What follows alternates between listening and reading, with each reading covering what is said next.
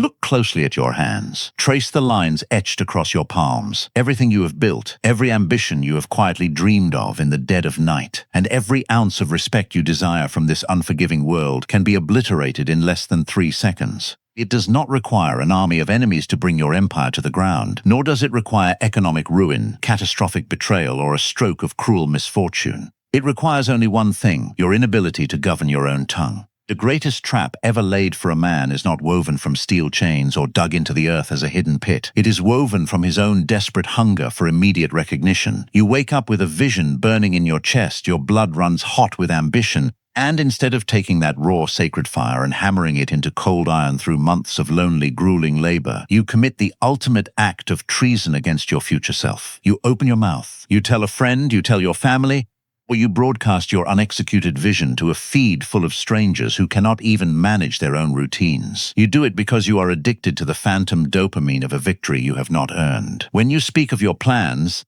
the human brain is tricked into believing the mountain has already been climbed, giving you the warm, hollow glow of premature validation. People nod, they offer cheap smiles, they pat you on the back, and in that exact fraction of a second, the internal pressure that was meant to drive your execution leaks out like steam from a cracked piston. The hunger vanishes, the tension evaporates, and you trade the eternal monument of true accomplishment for 3 seconds of cheap applause. We are living in an era poisoned by catastrophic noise, where weak men parade their fragile egos across digital screens. Mistaking motion for progress and volume for strength, they scream their intentions, display their half-baked efforts, beg for the approval of a crowd that will forget their existence before the sun sets. They do not realize that the moment you reveal your strategy, you hand the executioner his blade, invite the covert envy of your peers, alert your competitors to your trajectory. Strip yourself of the only true power a sovereign man possesses, the power of strategic unpredictability. Stoicism was never a dry academic lecture whispered in dusty halls. It was the survival code of emperors who ruled the known world while surrounded by assassins.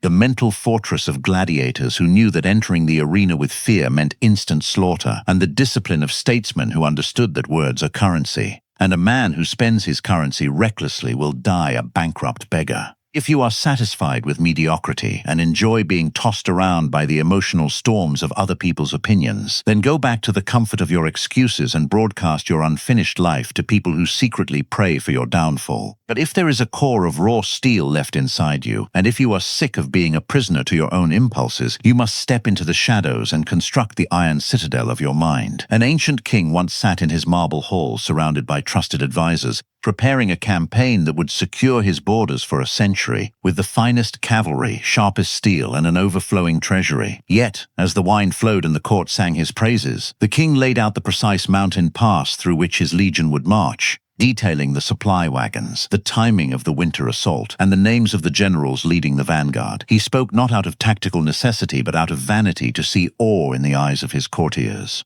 Among those listening was a silent scribe holding only a sliver of parchment and gold provided by the rival empire. By dawn, the secret was gone, and when the king's legion entered the narrow pass 3 months later, there was only a rain of burning arrows and the cold laughter of an enemy waiting in the dark. As the king lay dying in the canyon mud, his final realization was that the only traitor in his kingdom was his own mouth. Your life is that campaign, and every time you announce your goals, you are that foolish king giving away your mountain pass to hidden spies. Human drive operates under hydraulic pressure, where a difficult ambition creates internal friction that keeps you awake and forces you to labor when your body screams for rest. This internal torment is the forge, and the fire must have nowhere to escape except through direct physical action. When you tell someone your plan, you open an exhaust valve and rob yourself of the biological engine of discipline, becoming a hollow shell with magnificent plans and empty hands. Marcus Aurelius understood this when he wrote in the pitch-black quiet of his military tent, "Waste no more time arguing about what a good man should be. Be one. Virtue declared is vanity.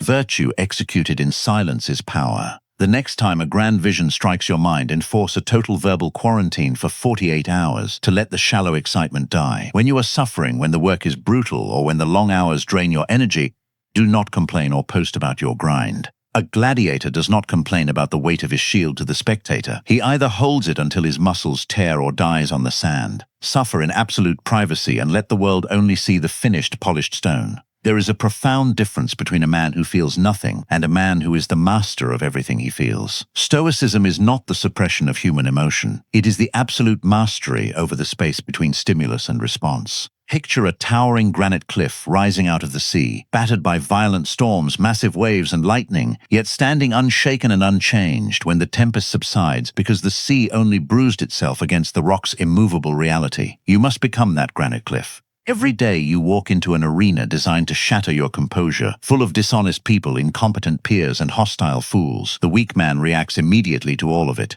spiking his heart rate and firing back defensive words like a marionette dancing to whoever pulls his strings. Epictetus declared, "Any person capable of angering you becomes your master. He can anger you only when you permit yourself to be disturbed by him. When you lose your temper and scream, you voluntarily kneel before your antagonist and admit they are stronger than your self-control. The moment disrespect hits your nervous system, lock your physical body, draw oxygen deep into your diaphragm, count to 5 in total internal silence, and look at the situation through the lens of a detached commander. Ask yourself if the event is within your direct control, and recognize that any emotional energy spent on what lies outside your power is pure waste. Consider how a sudden gust of wind suffocates a fragile candle flame, yet that exact same wind turns a roaring forest fire into an unstoppable blaze that consumes the mountain. Stop acting like a fragile candle that gets blown out by minor inconveniences, financial losses, or personal betrayals, and cultivate the internal capacity of the bonfire. Marcus Aurelius wrote, "The mind adapts and converts to its own purposes the obstacle to our acting. The impediment to action advances action. What stands in the way becomes the way." When catastrophe strikes, the weak man retreats into self-pity and asks why this is happening to him. But the master asks how to use this exact agony to harden his discipline and sharpen his tactical awareness. Without crushing pressure, carbon remains common dirt instead of becoming a diamond.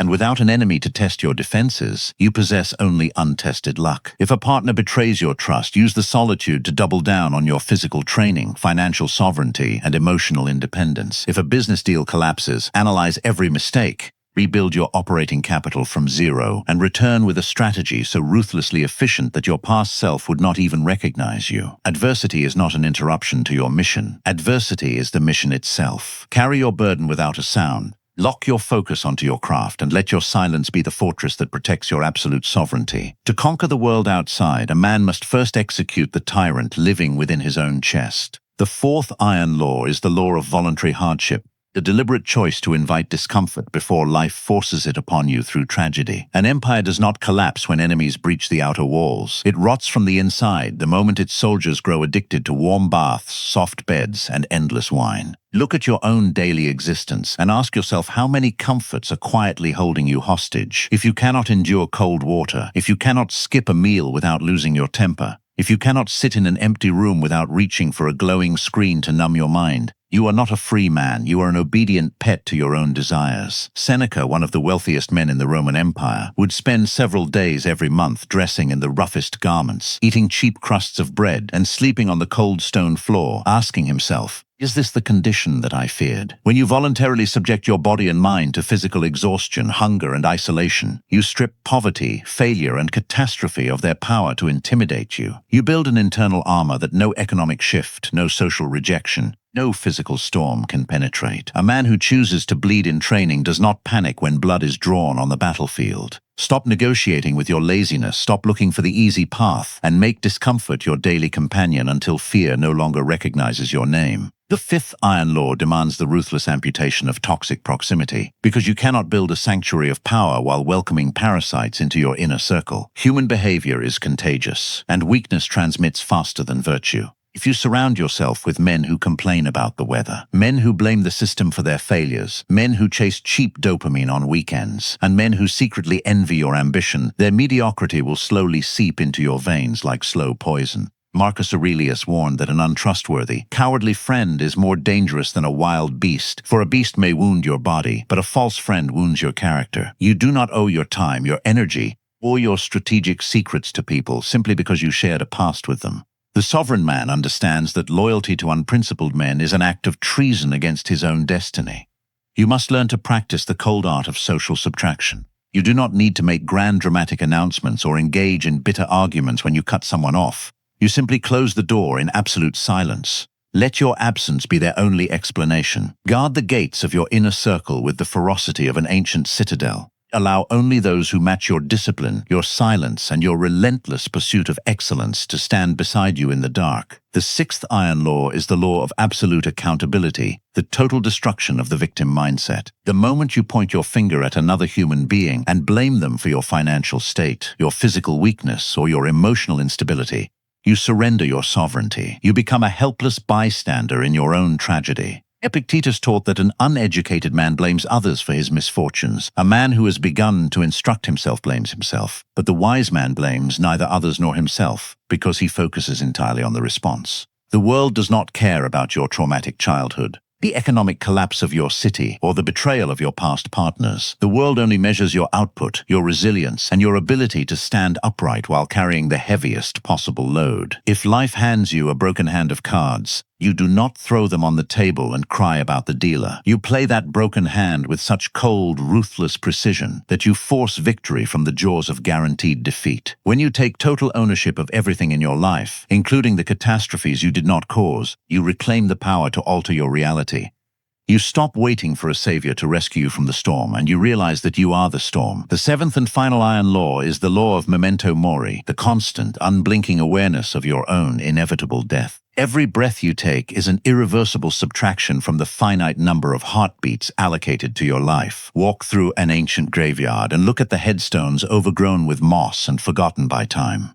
Beneath the earth lie men who thought they had endless tomorrow, men who delayed their greatness for next year, men who worried about what the neighbors thought of them, and men who died with their music, their power, and their empires still locked inside their chests. Death is not an enemy to be feared. It is the ultimate razor that cuts through all triviality, all petty arguments, all self-doubt, and all false humility. When you realize that tonight could be your final night on this earth, you stop wasting precious hours arguing in comment sections. You stop seeking the validation of mortals who cannot even save themselves, and you attack your mission with terrifying urgency. You do not have time to be timid, you do not have time to be soft, and you do not have time to live a small, noisy, mediocre life. Stand tall, seal your lips, lock your discipline into the stone of your character, and build an iron legacy that the cold winds of time can never erase.